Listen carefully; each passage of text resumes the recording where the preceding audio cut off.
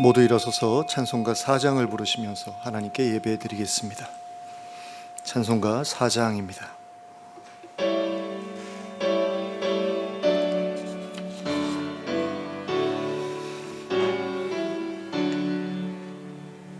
성부 성자와 성령 영원히 영광 받으옵소서. 태초로 지금까지 또 길이 영원 무궁 성삼위께 영광. 아멘. 함께 기도하겠습니다. 사랑과 은혜가 풍성하신 하나님 아버지, 오늘 저에게 복된 주일을 허락하시고 이렇게 한자리에 모여 예배하게 하심을 감사합니다. 이 예배 자리에 하나님께서 찾아와 주시기를 원합니다. 성령으로 임하여 주시기를 원합니다. 그리고 저희의 마음과 저희의 몸과 또 저희의 삶을 새롭게 하시길 원합니다. 하나님의 인도하심을 받기를 원합니다. 하나님의 뜻을 깨닫게 되기를 원합니다. 또 하나님께서 늘 함께 하시면서 보호해 주시고 공급해 주시는 것을 누리기를 원합니다. 먼저 이 시간에 하나님의 임재를 경험하고 하나님의 영광 보기를 원합니다. 찾아와 주시옵소서, 만나 주시옵소서, 그리고 새롭게 하여 주시옵소서. 예수 그리스도의 이름으로 기도하였습니다. 아멘.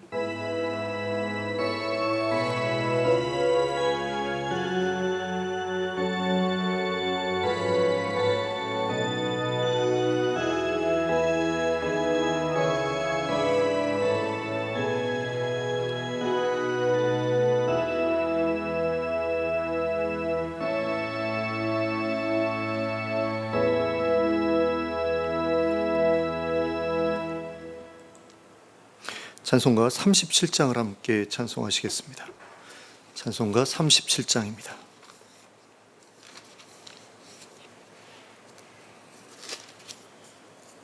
네, 37장 함께 찬송하시겠습니다.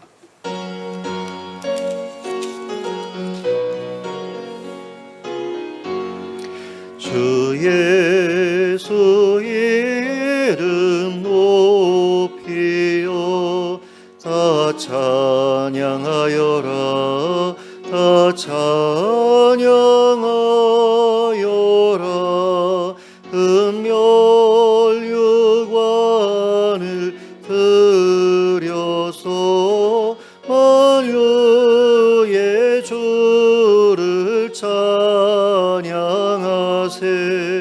찬양 찬양 찬양 만유의 주 찬양. 주 예수 당한 고난을 못 잊을 죄이나 못 잊을 죄이나 내 귀한 보배 바쳐서 만유의 주를 찬양하세.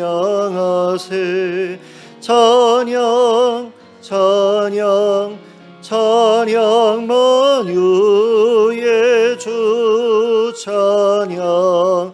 이 지구 위에 거하는 온 세상 사람들, 온 세상 사람들, 그 크신 위엄 높여서 만유의 주를 찬양하세. 찬양 찬양 찬양 만유의 주 찬양. 주 믿는 성도 다 함께 주 앞에 엎드려, 주 앞에 엎드려 무궁한 노래 불러서 만유의 주를 주를 찬양하세. 찬양 찬양 찬양 만유의 주 찬양. 아멘.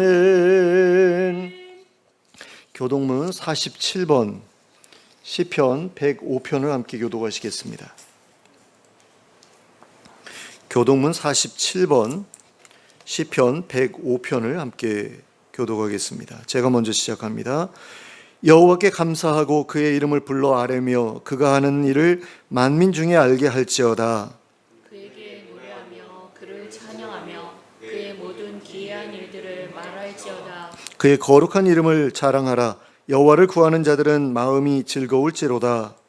여호와와 그의 능력을 구할지어다. 그의 얼굴을 항상 구할지어다. 그의 종 아브라함의 후손 곧 택하신 야곱의 자손 너희는 그가 행하신 기적과 그의 이적과 그의 입의 판단을 기억할지어다. 그는 여호와 우리 하나님이시라. 그의 판단이 온 땅에 있도다. 그는 그의 언약 곧 천대에 걸쳐 명령하신 말씀을 영원히 기억하셨으니 이것은 아브라함과 맺은 언약이고 이삭에게 하신 맹세이며 야곱에게 세우신 율례 곧 이스라엘에게 하신 영원한 언약이라. 이르시기를 내가 가나안 땅을 내게 주어 너희에게 할당된 소유가 되게 하리라 하셨도다. 아멘. 사도신경으로 우리의 신앙을 고백하겠습니다. 전능하사 천지를 만드신 하나님 아버지를 내가 믿사오며 그 외아들 우리 주 예수 그리스도를 믿사오니 이는 성령으로 잉태하사 동정녀 마리아에게 나시고 본디오 빌라도에게 고난을 받으사 십자가에 못 박혀 죽으시고 장사한 지 사흘 만에 죽은 자 가운데서 다시 살아나시며 하늘에 오르사 전능하신 하나님 우편에 앉아 계시다가 저리로서 산 자와 죽은 자를 심판하러 오시리라. 성령을 믿사오며 거룩한 공회와 성도가 서로 교통하는 것과 죄를 사하여 주시는 것과 몸이 다시 사는 것과 영원히 사는 것을 믿사옵나이다. 아멘. 모두 자리에 앉으셔서 찬송가 111장을 부르시면서 하나님께 봉헌드리겠습니다. 찬송가 111장입니다. 함께 찬송합니다.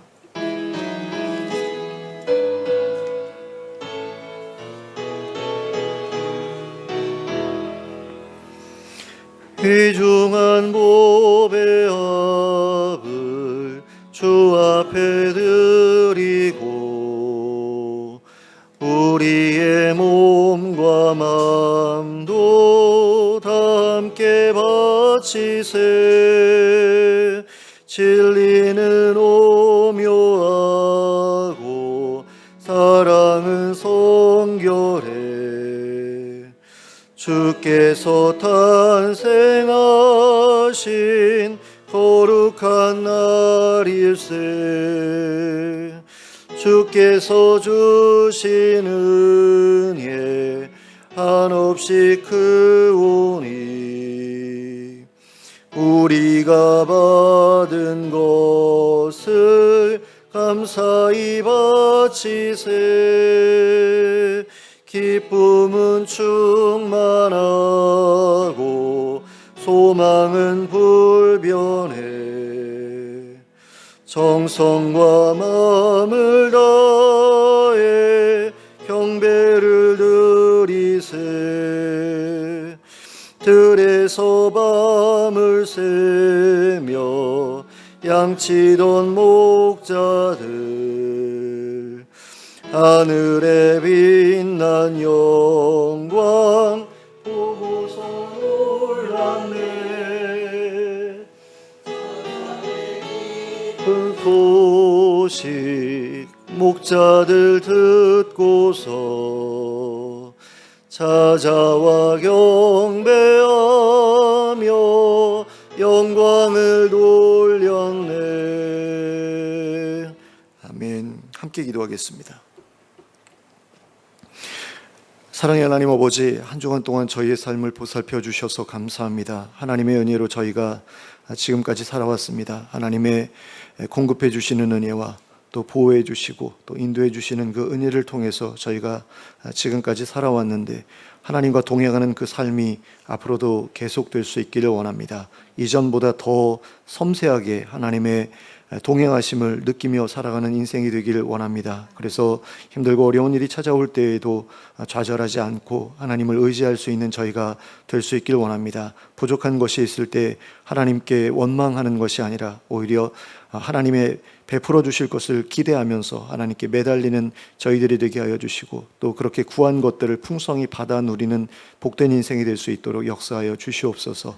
하나님 아버지, 저희 성도님들 가운데 건강의 문제로 고통받고 있는 분들이 있습니다. 하나님 찾아가 주시고 만나 주시고 만져 주시기를 원합니다. 그래서 건강케 하시고 새롭게 하시고 힘있게 해 주시기를 원합니다. 하나님과 동행하며 살아갈 수 있게 해주시고 또 많은 사람들과 어울리며 활동적으로 움직이며 살아갈 수 있게 해주시길 원합니다. 특별히 노년에 이르러서 기력이 쇠해서 움직이지 못하는 분들을 특별히 기억해 주시고 그분들이 새 힘을 얻어서 많은 사람들과 함께 활동할 수 있고 또 교회에 나와서 예배드릴 수 있는 그런 복된 삶이 되게 하여 주시길 원합니다. 하나님께서 부르시는 날까지 누워있지 않게 하시고 계속해서 일어나 움직일 수 있도록 은혜를 베풀어 주시옵소서. 또 하나님 아버지, 정신적으로 여러 가지 어려움에 처해 있는 분들도 있습니다. 하나님 우울감에서 벗어날 수 있도록 그렇게 해주시고 또 공황장애에서 벗어날 수 있게 해주시고 또 치매에서 벗어날 수 있게 해주시길 원합니다. 여러 가지 문제들로 인해서 힘들어하고 있는 그 성도님들에게 하나님 찾아가 주셔서 그 머리에 손 얹어 주시고 치유의 빛을, 치유의 광선을 발하여 주셔서 하나님 그 정신이 맑아질 수 있도록 그리고 밝아질 수 있도록 은혜를 허락하여 주시옵소서. 또 경제적으로 어려운 가운데 있는 성도님들 기억해 주시길 원합니다. 하나님께서 그분들에게 일할 마음을 주시고 일할 힘을 주시고 또 일할 수 있는 직장을 허락해 주시길 원합니다. 그리고 함께 일할 수 있는 좋은 동료들도 허락해 주셔서 그 일하는 것이 괴로움이 되지 않게 하여 주시고 그 직장에서 겪는 관계들이 그들에게 고통이 되지 않게 하여 주시길 원합니다. 기쁘고 즐거운 그런 근로활동 가운데에서 하나님 필요한 재정을, 삶에 필요한 것들을 충분히 채우는 그런 인생이 되게 하여 주시고 또 차고 넘치기까지 채워지는 가운데 많은 이들에게 나누어 줄 것이 있고 베풀어 줄 것이 있는 그런 복된 인생이 될 수 있도록 은혜를 허락해 주시길 원합니다. 하나님 또 이 교회를 기억해 주시길 원합니다. 이 지역사회를 잘 섬길 수 있는 교회 되게 하여 주시고 또 하나님 아버지, 이 지역사회가 아름답게 발전해 나갈 수 있도록 계속해서 기도로 또 여러 가지 관계 안에서 섬기는 그런 교회가 되게 하여 주시길 원합니다. 하나님 아버지, 하나님의 말씀이 바로 선포되는 교회가 되게 하여 주시고 우리 안에서 아름다운 사랑의 교제가 있는 그런 교회가 되게 하여 주시옵소서. 힘들고 어려운 이들이 있을 때 찾아가 만나주는 그런 노력들이 있게 하여 주시고 또 필요한 재정들을 흘려보낼 수 있는 그런 여유로움이 있는 그런 교회 되게 하여 주시길 원합니다. 또 하나님 앞에서 아름다운 공동체를 이루어서 하나님 나라의 아름다운 모습을 먼저 우리가 풍성하게 경험하고 누릴 수 있는 그런 공동체가 되게 하여 주시고 또 그런 아름다운 모습을 많은 사람들 앞에 보여줄 수 있는 그런 공동체가 되게 하여 주시옵소서. 우리 성도님들의 각 가정을 기억해 주시고 그 가정에 경제적인 어려움이 없게 하여 주시고 또 건강에 이슈가 없게 하여 주시고 하나님께서 채워주시는 여러 가지 은혜로 말미암아 그 모든 일들이 그 안에서 이루어지는 모든 일들이 아름답게 하시고 또 그 안에 있는 모든 관계들이 화평의 관계로 나아갈 수 있도록 은혜를 허락해 주시옵소서. 이 지역사회가 계속해서 침체되고 있는 것을 보게 됩니다. 많은 이들이 이 지역을 떠났고 그리고 사무실이나 원룸 가운데 공실들이 많이 늘어나서 하나님 힘겨워하는 분들이 많이 있습니다. 기억해 주시고 그분들의 필요를 채워주시고 그리고 사람들이 찾아올 수 있는 그런 매력적인 모습들이 이 지역사회에 더 많아지게 하여 주시고 또 이 지역에 있는 많은 교회들이 정말 하나님의 그 뜻을 좇아서 자신에게 맡겨진 사명을 잘 감당하는 가운데 많은 이들이 하나님께로 나올 수 있도록 섬기는 그런 교회들이 다 될 수 있도록 은혜 베풀어 주시옵소서. 나라가 힘들고 어려운 가운데 있습니다. 의사들과 정부 사이에 있는 여러 가지 문제들로 인해서 환자들이 고통받고 있는데 이 문제가 속히 해결될 수 있도록 이렇게 해주시고 또 물가가 너무 많이 올라서 백성들이 힘들어하고 있는 그런 모습들을 많이 보게 되는데 하나님 이 부분도 하나님께서 기억해 주시고 또 그들의 필요를 채워주시고 선한 방향으로 나아갈 수 있도록 위정자들의 그 마음속에 선한 마음과 또 좋은 계획들을 하나님께서 허락해 주시기를 원합니다. 또 하나님 아버지, 세계 여러 곳에서 전쟁이 계속 이어지고 있는데 이 전쟁들이 빨리 종식될 수 있도록 허락해 주시고, 또 수해나 또 여러 가지 그 자연재해로 인해서 고통받고 있는 분들을 하나님 기억해 주시길 원합니다. 우리나라에도 지금 장마가 진행되고 있고 거의 끝나가기는 하지만 많은 곳에 비로 인한 피해가 있었습니다. 하나님, 그로 인해 고통받고 있는 분들을 기억해 주시고 그분들의 필요를 채워주시길 원합니다. 그래서 속히 원래의 삶으로 돌아갈 수 있도록 은혜를 베풀어 주시옵소서. 또 하나님 아버지, 세계 여러 곳에서 사역하고 계시는 우리 선교사님들, 선교단체들, 또 NGO 단체들, 봉사자들 기억해 주시고, 또 국내에서도 동일한 사역으로 섬기고 있는 분들이 있는데 이분들에게 하나님 새 힘을 더해 주시고 그분들의 수고에 하나님 응답하여 주시고 많은 복으로 되갚아 주시기를 원합니다. 그런 가운데 하나님, 이 땅이 정말 사람들이 살아가기에 더 이상 고통스럽지 않은 그런 땅이 될 수 있도록 은혜를 베풀어 주시기를 원합니다. 그러나 우리는 또 한편으로 하나님, 마지막 날이 가까워올수록 사람들이 점점 더 포악해져 갈 것을 알고 있고 그로 인해 삶이 더욱더 고통스러워져 갈 것을 알고 있습니다. 그런 가운데에서도 우리의 믿음을 잃지 않게 하여 주시고 우리의 선한 마음을 잃어버리지 않게 해주시기를 원합니다. 그래서 언제 어디서든 하나님의 백성으로서 세상에 소금과 빛이 되는 그런 모습으로 살아갈 수 있도록 허락해 주시고 그 가운데서 하나님의 영광이 밝게 빛나는 것을 보게 하여 주시길 원합니다. 그리고 속히 예수님이 다시 오셔서 새로운 세상 이루시는 것을 보게 하여 주시길 원합니다. 그것을 소망하며 기도하게 하시고 그 날이 가까워옴을 볼수록 정말 마음에 단단한 각오를 가지고 하나님 자신의 믿음을 지켜가는 우리가 될 수 있도록 허락해 주시옵소서. 그래서 예수님 오시는 그날에 부끄러움 없이 그 앞에 설 수 있는 우리 모두가 다 될 수 있도록 역사하여 주시옵소서. 하나님, 이 시간에 저희가 예배로 모였습니다. 하나님, 이 예배의 자리에서 저희가 드리는 찬양과 기도와 예물을 기쁘게 받아주시기를 원합니다. 그리고 하나님의 말씀으로 저희의 심령을 채워주시고 하나님의 성령으로 저희의 심령을 채워주시옵소서. 이 모든 말씀을 예수 그리스도의 이름으로 기도하였습니다. 아멘.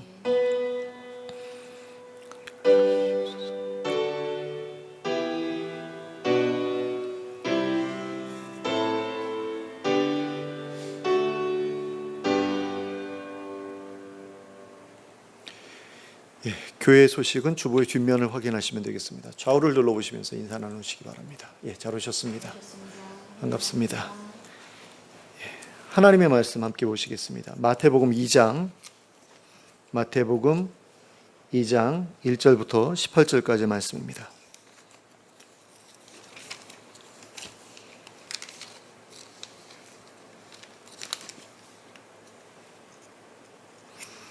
마태복음 2장 1절부터 18절까지를 저와 여러분이 합독하도록 하겠습니다. 시작. 헤로드 왕 때에 예수께서 유대 베들레헴에서 나심에 동방으로부터 박사들이 예루살렘에 이르러 말하되 유대인의 왕으로 나시니가 어디 계시냐?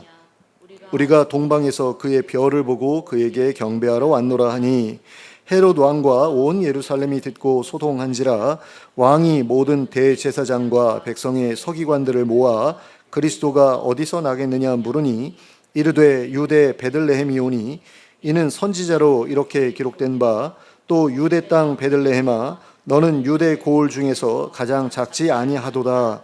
내게서 한 다스리는 자가 나와서 내 백성 이스라엘의 목자가 되리라 하였음이니이다.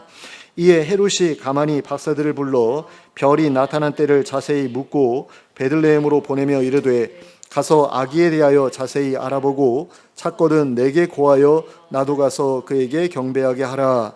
박사들이 왕의 말을 듣고 갈새 동방에서 보던 그 별이 문득 앞서 인도하여 가다가 아기 있는 곳 위에 머물러 서 있는지라. 그들이 별을 보고 매우 크게 기뻐하더라.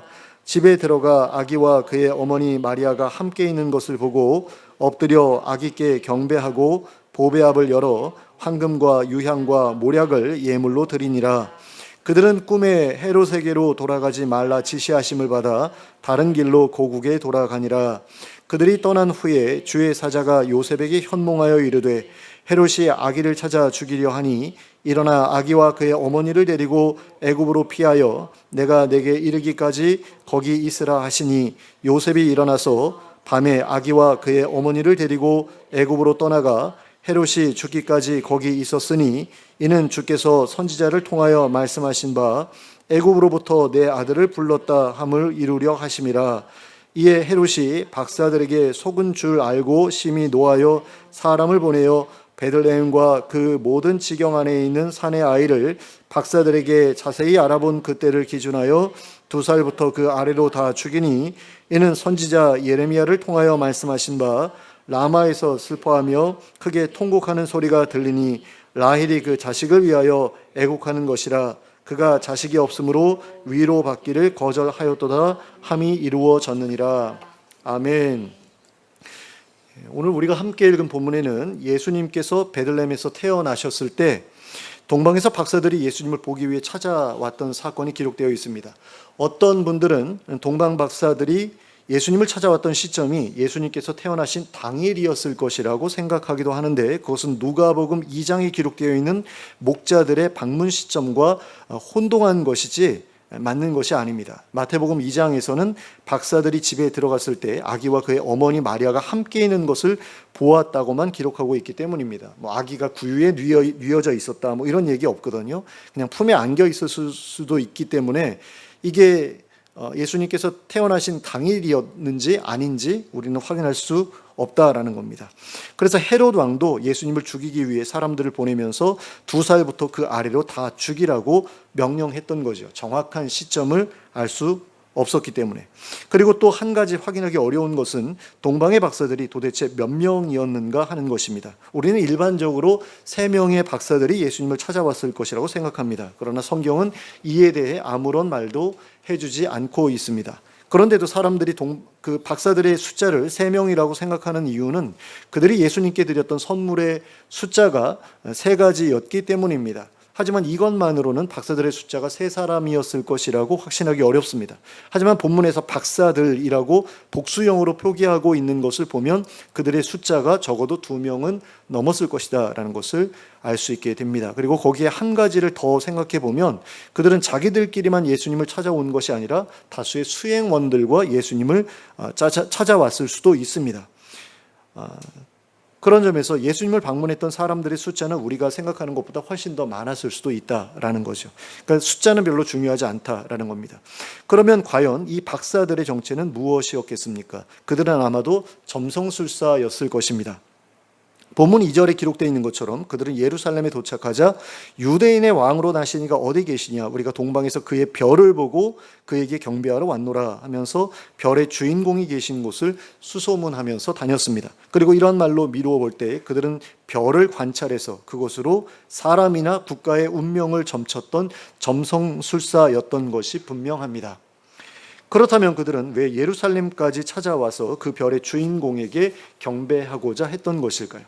아마도 그들은 평소에 하던 대로 별들을 관찰하던 중에 유대 지역의 하늘에 전에 보이지 않던 크고 밝게 빛나는 별이 떠 있는 것을 발견했을 것입니다. 그리고 그 별이 유대의 새로운 왕이 탄생했다는 사실을 알리는 징조일 것이라고 판단했을 것입니다. 그런데 만일 그들이 그 별의 주인공을 그저 한 나라의 평범한 왕이 될 인물이라고 생각했다면 그들은 굳이 예루살렘까지 찾아오지 않았을 것입니다. 그들이 보기에 그 별은 너무나 특별한 별이었고, 그래서 그들은 그 별의 주인공이 단순히 한 나라를 다스리게 될 평범한 왕이 아니라 전 세계를 제패할 운명을 타고난 위대한 왕이 될 것이라고 생각했던 것 같습니다.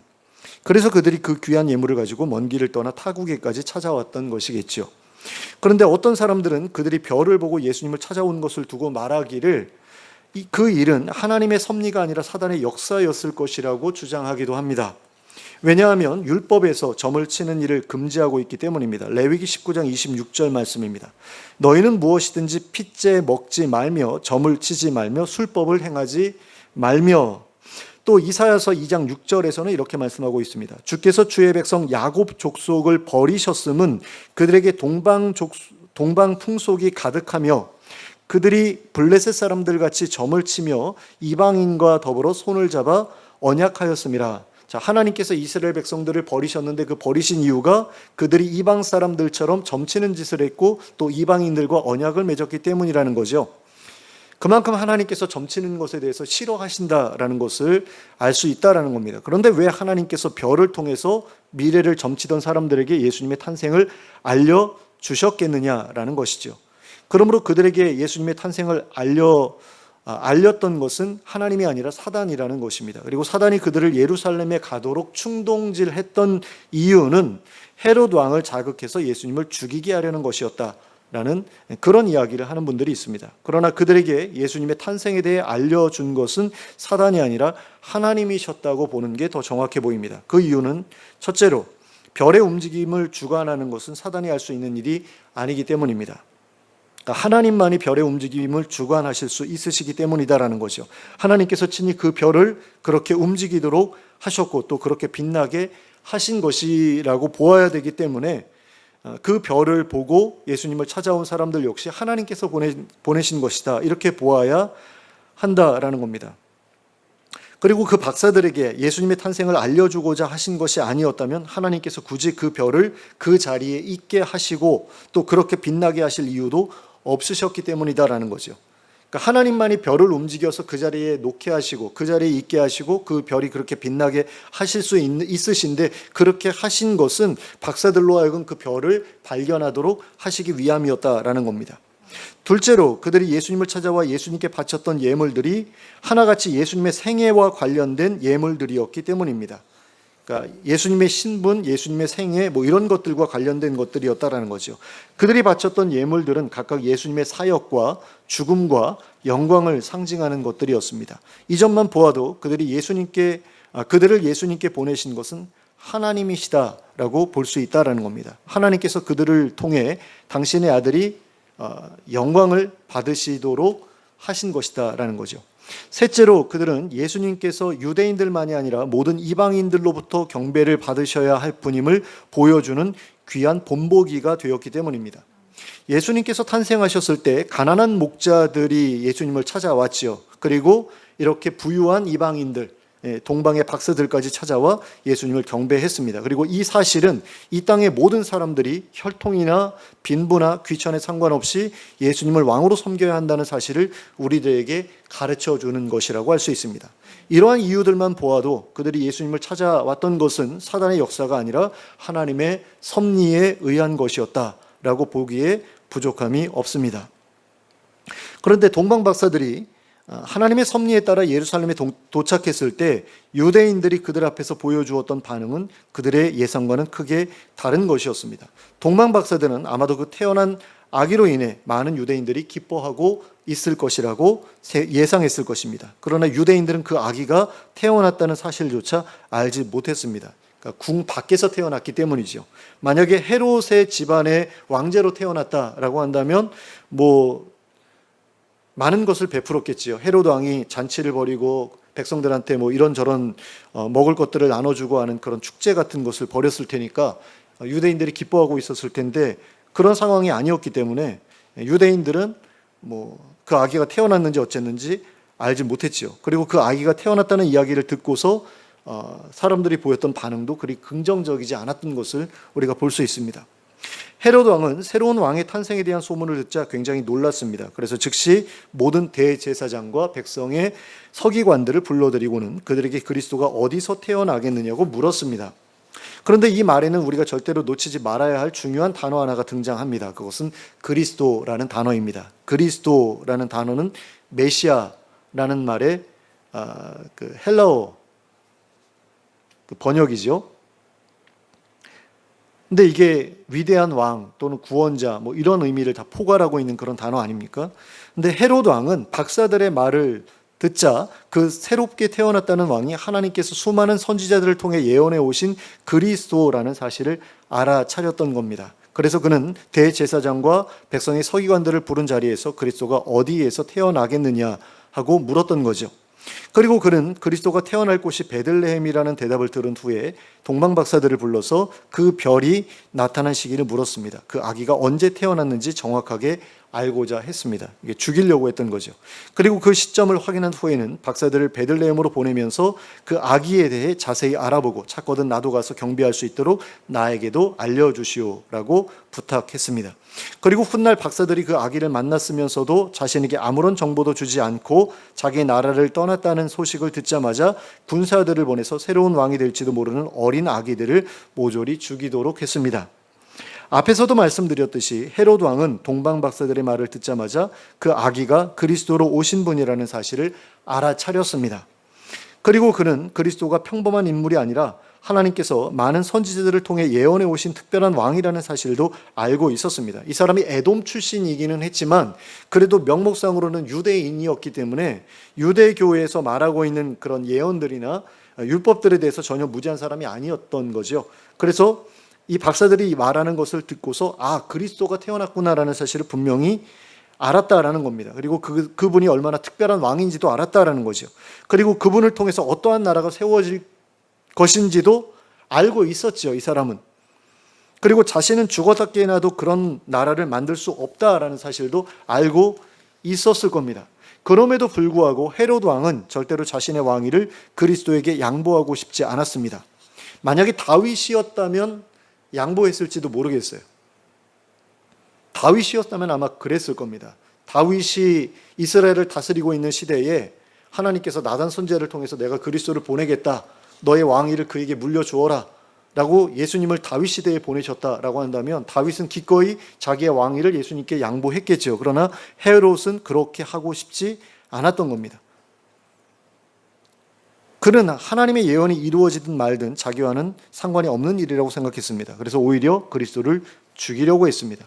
그런데 이 사람을 보면 구약 시대에 살았던 한 사람을 떠올리게 됩니다. 바로 이스라엘의 초대 왕이었던 사울입니다. 이 사람은 자기의 후임자로 다윗을 하나님께서 선택하셨다는 사실을 알았으면서도 그를 죽이려고 했죠. 그러나 결국에는 그 모든 시도가 실패로 돌아가고 결국에는 다윗이 왕이 되었던 것을 볼 수 있습니다. 그런데 헤롯 왕 역시 사울과 마찬가지로 그리스도에게 왕위를 넘기고 싶지 않았습니다. 그래서 예수님을 죽이려고 했지만 결국에는 그의 노력도 허사로 돌아갔던 것을 볼 수 있습니다. 예수님은 그의 손에서 무사히 살아남아 자신의 사역을 온전히 마무리 지으셨습니다. 그리고 그 후에는 하늘로 올라가 하나님께서 주시는 영원한 왕권을 받으셨습니다. 그러나 헤롯의 가문은 몇 대를 넘기지 못하고 유대의 멸망과 더불어 그 모든 영광을 잃어버리고 말았습니다. 그런데 대제사장과 서기관들의 반응도 헤롯 왕보다 그렇게 나을 것이 없었던 것을 봅니다. 예수님을 죽이려고 바로 시도하지는 않죠. 하지만 결국에는 이 사람들도 예수님을 죽이려고 하는 그 일에 뛰어들게 되잖아요. 그리고 실제로는 이 사람들을 통해서 예수님이 죽게 되지 않습니까? 대제사장과 서기관들은 헤롯 왕이 자기들을 불러 그리스도가 어디에서 태어나겠느냐 하고 물었을 때 베들레헴에서 태어나실 것이라고 정확하게 대답했습니다. 이것을 보았을 때 그들은 성경을 잘 알고 있었고 그리스도의 탄생에 대한 예언에 대해서도 잘 알고 있었던 것을 우리가 보게 됩니다. 그리고 그들이 그리스도의 탄생 장소라고 예측했던 지역은 예수님이 태어나신 곳과 정확하게 일치하는 지역이기도 했습니다. 그러니까 이렇게 성경에 대해서 이 사람들이 잘 알고 있었다라는 거죠.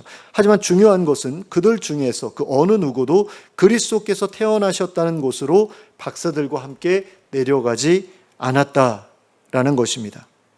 그들은 헤롯이 무슨 이유로 자기들을 불렀는지를 잘 알고 있었습니다. 동방의 박사들이 그리스도로 태어난 아기를 찾아 예루살렘까지 왔다는 소문을 이미 들어 알고 있었기 때문입니다. 그리고 그들은 그 아기가 어디에서 태어났을지에 대해서도 정확하게 알고 있었습니다.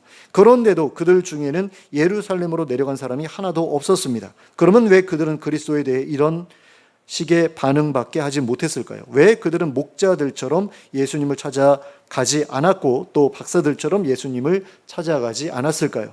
그 이유는 그들에게 그리스도가 오시기를 바라는 마음이 조금도 없었기 때문입니다. 그들은 자기들의 처해 있었던 현실에 충분히 만족하면서 살아가고 있었기 때문입니다. 그래서 그들은 자기들이 살고 있는 환경에 변화가 일어나는 것을 바라지 않았습니다. 그들은 지금도 이미 충분히 사람들로부터 존경을 받고 있었고 살아가는 데에 있어서 부족한 것이 없었습니다. 그래서 자기들이 죽을 때까지 아무런 문제도 생기지 않았으면 좋겠다 하고 생각하고 있었습니다. 그러니까 정치적인 급격한 변화가 일어나기를 원하지 않았다라는 겁니다. 그런데 왕궁에서 왕자가 태어난 것도 아니고 왕궁 밖에서 그리스도가 태어났다라고 하니까 이 사람들이 굉장히 불안해졌던 거죠. 어떻게 보면 지금까지 한 번도 바랐던 적이 없었던 일이 일어나 버린 것이나 마찬가지였던 겁니다. 그들은 혹시라도 그리스도가 자기들에게 찾아와서 로마와 전쟁을 벌이자고 하면 어떻게 하나라는 걱정을 하지 않을 수 없었습니다. 지금 자기네들이 로마의 지배하에 있었지만 종교 활동하는데 별로 지장이 없었잖아요. 그리고 자기네들 밥벌이 하는데도 별로 지장이 없었고요. 그러니까 이 시스템 그대로 가도 별로 문제가 없었던 겁니다. 그런데 그리스도가 와가지고 전쟁하자, 로마로부터 너희를 해방시켜주마 이러면 이 사람들의 삶이 망가질 것 아닙니까? 굉장히 크게 흔들릴 것 아닙니까? 그러니까 원하지 않았던 거죠. 그리고 괜한 호기심으로 그리스도를 찾아가 보았다가 헤롯의 눈밖에 나게 되는 것도 이들은 원하지 않았습니다. 그래서 그들은 그리스도가 태어났다고 하는데도 그냥 아무 일도 일어나지 않은 것처럼 행동하기로 했던 것입니다. 하지만 동방의 박사들은 헤롯 왕이나 대제사장들이나 서기관들과는 다른 모습을 보였던 것을 보게 됩니다. 그들은 그 아기를 뵙기 위해 먼 길을 마다하지 않고 유대로 찾아왔습니다. 그리고 그 일을 위해서 많은 재정을 아끼지 않았습니다. 여행 경비로도 그리고 예수님께 드릴 예물을 마련하는 데에도 수많은 재정이 소요되었습니다. 근데 그런 것들 상관하지 않고 그렇게 예수님을 뵙고 싶어 했던 거죠. 그리고 예수님을 뵙게 되자 크게 기뻐하고 또 크게 기뻐했습니다. 사실 그들과 그리스도 사이에는 아무런 이해관계가 없었습니다. 아무런 접점도 없었죠. 그들이 예수님을 만나고자 했던 것은 예수님께 잘 보이고자 했던 것이 아니었습니다. 예수님은 그들이 살던 나라의 왕이 될 뿐도 아니었고 그저 이웃 나라의 왕이 될 분이었을 뿐입니다. 그러므로 그들에게는 예수님께 특별히 잘 보여야 할 이유가 없었습니다. 그럼에도 불구하고 그들이 예수님을 만나보고자 했던 이유는 예수님께서 앞으로 위대한 왕이 될 것이 분명해 보였기 때문이었습니다. 그리고 그 왕을 뵙고 그 왕의 탄생을 축하하는 것이 자기들에게 영광스러운 일이라 생각했기 때문이었습니다. 그러니까 예수님에 대해서 잘 알지도 못했던 사람들이잖아요. 예수님이 도대체 어떤 식으로 세상의 구원자가 되실지 이런 거 전혀 알지 못했던 사람들인데 야 정말 대단한 분이 탄생을 하셨구나. 저분을 보기만 해도 그게 우리 평생의 자랑이 될 것이고 또 영광스러운 일이 되겠구나. 이런 마음, 어떻게 보면 굉장히 단순한 그런 마음을 가지고 예수님을 찾아온 겁니다. 그런데 그런 마음이었음에도 불구하고 예수님을 봤을 때 그렇게 기뻐하고 또 기뻐했다라는 거죠. 그리고 그들은 그 위대한 왕에게 선물을 드리는 것 또한 영광스러운 일이라고 생각했습니다. 그래서 황금과 유향과 모략이라는 귀하디 귀한 예물을 예수님께 드렸던 겁니다. 그러니까 연예인들을 우리가 아이돌이라고 부르잖아요. 우상이라고 부르는데 그 사람들에게 팬들이 굉장히 비싼 것들을 이게 선물로 주는 것을 우리가 조공이라고 표현하거든요. 조공을 바친다 이런 식의, 그러니까 왕에게 뭔가를 주는 것과 같은. 그러니까 어떻게 보면은 역사적으로 이 조공이라는 것의 그 어떤 그 아이돌에게 조공을 바치는 어떤 그런 일들의 첫 번째 표본이 바로 이 사건이 아니었을까 이렇게도 생각해 볼 수 있을 것 같아요. 그러니까 그 실체도 잘 알지 못하는 분을 아이돌로 이렇게 삼아서 귀한 선물을 바치는 어떤 그런 모습으로 우리가 생각해 볼 수 있는 거죠. 그런데 이 박사들은 이 세 가지 예물이 예수님의 신분 또 예수님의 생애와 어떠한 관련이 있는지 알지 못했을 것이 분명합니다. 그저 지극히 귀한 것들이었기 때문에 왕에게 드릴 예물로 적절하다라고 생각해서 그것을 준비했을 것입니다. 그런데 이 예물들은 예수님의 사역과 죽음과 영광을 상징하는 아주 특별한 의미를 지닌 예물이었습니다. 또한 이 예물들은 예수님의 왕되심과 제사장 되심과 선지자 되심을 상징하는 예물이었습니다. 또한 그분의 존귀하심과 거룩하심과 고난받으심을 상징하는 예물이기도 했습니다. 이것이 어떻게 연결되는지는 한번 여러분들이 고민해 보시면 좋을 것 같습니다. 뒤에서도 잠깐 다룰 것입니다. 그들은 그저 이웃 나라의 위대한 왕이 될 분을 뵙게 되었다는 사실 하나만으로도 그렇게 기뻐했고 감격스러워했으며 귀한 보물까지 바쳤다라는 겁니다. 그런데 우리에게 있어서 예수님을 이웃 나라의 왕이 아닙니다. 그분은 우리가 살아가게 될 하나님 나라의 왕이십니다. 그리고 그분은 이 세상의 왕들과 비교할 수 없을 정도로 존귀한 분이기도 합니다. 그분은 하나님과 함께 온 세상을 창조하신 분이십니다. 그리고 그분은 하나님을 떠나 있던 우리를 하나님 나라 백성으로 회복시키시기 위해 자신의 모든 영광을 내려놓고 이 땅에 오셨던 분이시기도 합니다. 그리고 그분은 우리의 죄 문제를 해결해 주시기 위해 채찍질을 당하시고 십자가에서 죽으시기까지 하셨던 분이십니다. 그러므로 그분은 동방에서 온 박사들에게보다 우리에게서 더 귀한 대접을 받으셔야 마땅한 분이십니다. 그들보다 우리가 그분께 받은 것이 더 많습니다. 그러므로 우리가 그들보다 더 많은 것을 그분께 드려야 마땅합니다. 그러면 우리가 그분께 드려야 할 것은 과연 무엇이겠습니까? 동방의 박사들이 예수님께 드렸던 황금과 유약과 모략을 드리면 되는 것일까요? 그보다는 그들이 예수님께 드렸던 예물들이 각각 상징하는 것들이 무엇인지를 생각해 보면서 그것들을 드리는 것이 더 합당한 일이라고 생각됩니다. 그렇다면 동방박사들이 예수님께 드렸던 예물들이 각각 상징하는 것은 무엇이라고 할 수 있겠습니까? 첫째로 동방박사들이 예수님께 드렸던 황금은 재물 또는 우리의 물질적인 소유를 상징한다라고 할 수 있겠습니다. 그리고 우리는 동방박사들이 예수님께 황금을 드렸던 것이 의미하는 것처럼 예수님께 우리의 소유, 우리의 재물을 드리도록 해야 합니다. 우리는 우리의 모든 소유가 그분으로부터 온 것임을 인정하고 우리가 필요로 하는 것 이외의 모든 것들을 주님이 기뻐하시는 일을 위해 사용해야 합니다.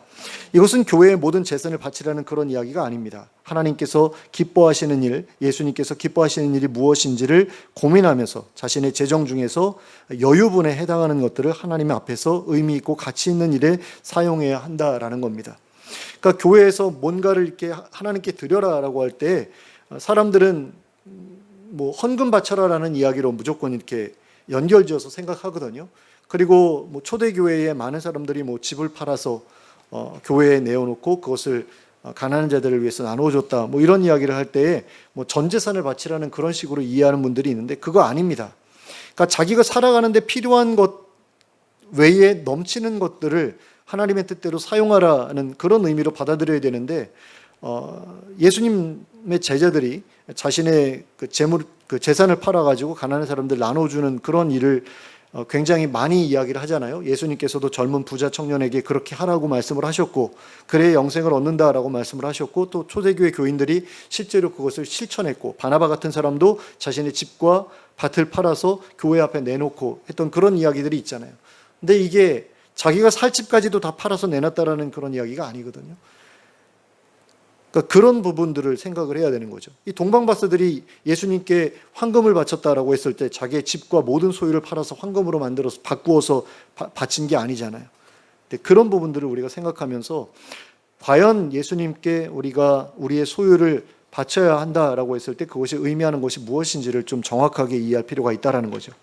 둘째로 동방박사들이 예수님께 드렸던 유향은 거룩한 제사를 상징하는 것이라고 할 수 있습니다. 그리고 우리는 동방박사들이 예수님께 유향을 드렸던 것이 의미하는 것처럼 우리의 삶을 하나님 앞에 거룩한 산 제사로 드리도록 해야 합니다. 우리는 우리의 거룩한 삶을 통해 하나님께서 거룩하신 분이라는 사실을 세상 사람들에게 보여줄 수 있어야 합니다. 그리하여 세상 사람들이 하나님의 거룩하심을 알고 인정하도록 해주어야 합니다. 그것이 하나님께 영광을 돌리는 가장 중요한 방법이기 때문입니다. 셋째로 동방박사들이 예수님께 드렸던 모략은 고난에 대한 인내를 상징하는 것이라고 할 수 있습니다. 그리고 우리는 동방박사들이 예수님께 모략을 드렸던 것이 의미하는 것처럼 우리에게 찾아오는 여러 가지 어려움들을 인내하면서 하나님께서 우리에게 요구하시는 일들을 감당해야 되도록 해야 합니다. 개인적으로는 하나님의 말씀을 읽고 묵상하고 또 기도하면서 하나님의 백성답게 살아가는 일에 따라오는 사단의 회방과 맞서 인내함으로 싸워야 합니다. 그러니까 일상생활 속에서 죄와 타협하지 않고 살아가기 위해서 죄의 유혹에 맞서서 인내함으로 싸워야 한다라는 거죠. 또 사회 속에서 복음을 전하는 가운데 겪게 되는 수많은 모욕을 견뎌내며 믿음의 싸움을 싸워 나가야 합니다. 이런 것들이 바로 하나님께서 기뻐 받으실 만한 예물이라고 할 수 있습니다. 그런데 이런 예물을 드리려 할 때 우리는 내면의 갈등을 겪게 됩니다. 우리 안에 있는 편하고자 하는 마음, 아깝다고 하는 그런 마음들이 이러한 예물을 하나님께 드리고자 하는 우리의 결심을 흔들어 놓기 때문입니다. 그러나 그런 마음과 생각에 굴복하게 되면 우리는 하나님께 시시한 것만을 드릴 수밖에 없게 됩니다. 아벨이 드렸던 것처럼 자신이 가장 좋다고 생각하는 것을 드리는 것이 아니라 가인이 그랬던 것처럼 믿음 없이 감사 없이 아무 것이나 내어드리게 된다라는 겁니다. 그렇게 되면 그 예물은 하나님께서 받지 않으시는 예물이 되고 말 뿐입니다. 그러나 하나님을 알지 못하는 사람들도 하나님께 그런 예물을 드려서는 안 된다는 사실을 알고 있습니다. 그러니까 하나님을 알지 못하고 믿지 않는 사람들도 하나님께 어떤 태도를, 하나님을 믿는 사람들은 하나님께 어떤 태도를 보여야 되는지 알고 있다라는 거죠. 저는 그 모습을 요나 선지자에 대한 기록 가운데서 발견했는데요. 요나가 그 폭풍우를 만난 뱃속에서 많은 사람들 앞에 자기 이야기를 하잖아요.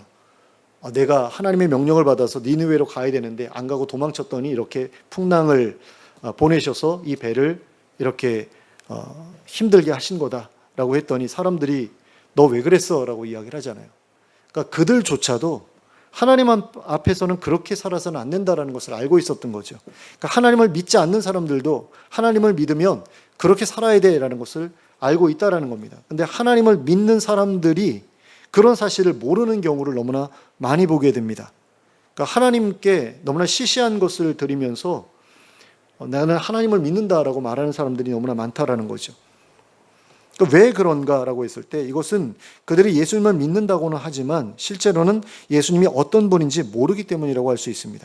예수님이 자신이 창조주라는 사실을 알지 못하기 때문에 그렇게 하는 거죠. 또 예수님이 당신의 목숨으로 자신을 구원하신 분임을 알지 못하기 때문에 그렇게 하는 것입니다. 또 앞으로 예수님의 나라에서 자신이 누리게 될 영원한 복의 가치를 알지 못하기 때문에 그렇게 하는 것이다 라는 겁니다. 정말로 그 사람이 예수님을 알고 예수님을 믿고 또 자기가 하나님의 나라에서 예수님으로부터 받아 누리게 될 것이 얼마나 대단한 것이 알게 된다면 정말 자신의 생명도 아끼지 않고 자신의 재물도 아끼지 않게 되겠죠. 초대교회 교인들처럼.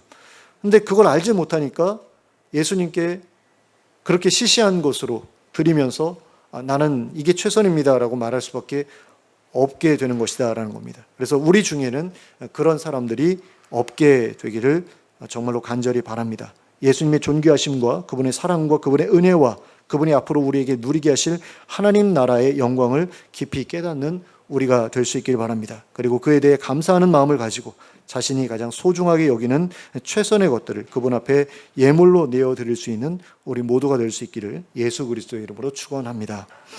함께 기도하겠습니다. 사랑의 하나님 아버지, 동방박사들은 예수님께서 자기들을 위해서 어떤 일을 하실 분인지도 알지 못하는 가운데 그렇게 귀한 예물을 드렸던 것을 봅니다. 그런데 우리는 예수님께서 우리를 위해서 어떤 일을 하셨고 또 어떤 일을 해 주실지를 알고 있습니다. 그럼에도 불구하고 우리가 예수님께 드리는 것들은 동방박사들이 예수님께 드린 것에 비해 볼 때 너무나 부족하고 하찮은 것이기만 한 것을 깨닫게 됩니다. 하나님, 우리도 그들처럼 우리 인생에서 중요한 것들을 예수님께 드릴 수 있게 되기를 원합니다. 하나님 나라를 위해서 많은 헌신을 아끼지 않을 수 있게 되기를 원합니다. 우리가 받은 것들에 대해 충분한 감사를 드리며 살아가는 저희가 되게 하여 주시길 원합니다. 그래서 하나님 나라를 위해서 우리의 재물과 또 우리의 거룩한 삶과 또 그리고 여러 가지 인내의 싸움을 하나님 앞에 올려드리는 저희가 될 수 있게 해주시길 원합니다. 그럼으로써 하나님의 영광을 세상에 드러내고 또 하나님 나라의 모습을 이 땅에 먼저 보여주는 그런 저희들이 될 수 있도록 허락해 주시고, 그럼으로써 우리가 하나님 나라를 정말로 사모하고 그 나라의 왕이신 예수님을 진정으로 왕으로 섬기는 자라는 증거를 삼을 수 있게 되길 원합니다. 그리고 그 나라 건설에 동참함으로써 우리가 진정으로 그분의 백성 되기를 원한다는 사실을 세상에 보여줄 수 있게 되길 원합니다. 하나님, 저희의 마음을 붙들어 주시고 이 마음 흔들리지 않게 하여 주시고, 그래서 하나님께 인색하지 않은 자가 되게 하여 주시고 하나님 나라를 위해 헌신하는 자가 될 수 있도록 역사하여 주시옵소서.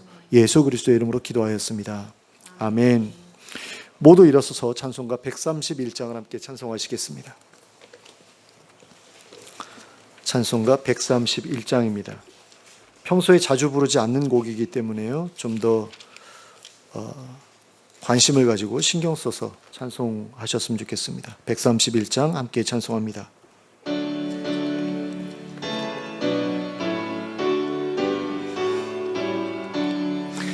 나와 찬송 부르세 한 소리 높여서 넘치는 기쁜 마음으로 하나님 기리세 그 보좌 앞에 엎드려 한없는 감사와 무궁한 찬송 드려서 구세주 기리세 참되고 높은 하나님 만왕의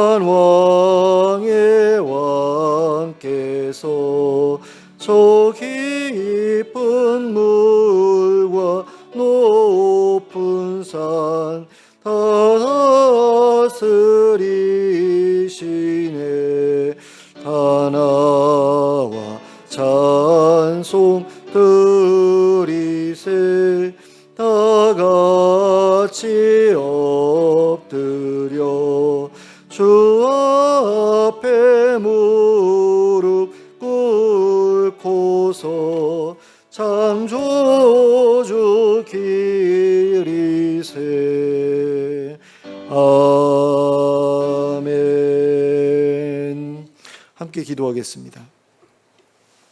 이제는 우리 주 예수 그리스도의 은혜와 하나님 아버지의 극진하신 사랑과 성령님의 감동 감화 교통하심이 예수 그리스도께서 베풀어 주신 은혜에 감사하며 그녀의 합당한 감사의 예물을 그분께 아낌없이 드리며 살아가기로 소원하는 주의 백성들 머리 위에 지금부터 영원토록 함께 하실지어다. 아멘.